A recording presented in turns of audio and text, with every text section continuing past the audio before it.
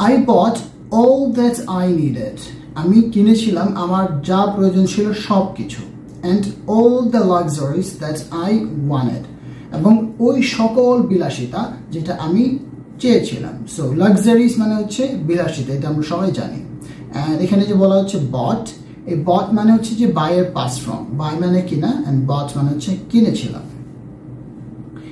I stayed at an expensive hotel. I stayed মানে আমি অবস্থান করেছিলাম। Stay মানে থাকা, অবস্থান করা, আর সেটার past form হচ্ছে stayed।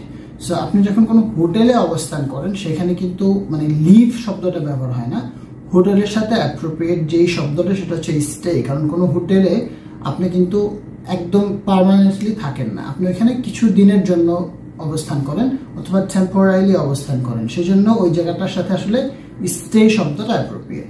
সো এখানে বলা হচ্ছে I stayed at an expensive hotel. আমি একটা খুব দামি হোটেলে ছিলাম। In Hanover Square, যে জায়গাটার নাম হচ্ছে হ্যানোভার স্কয়ার।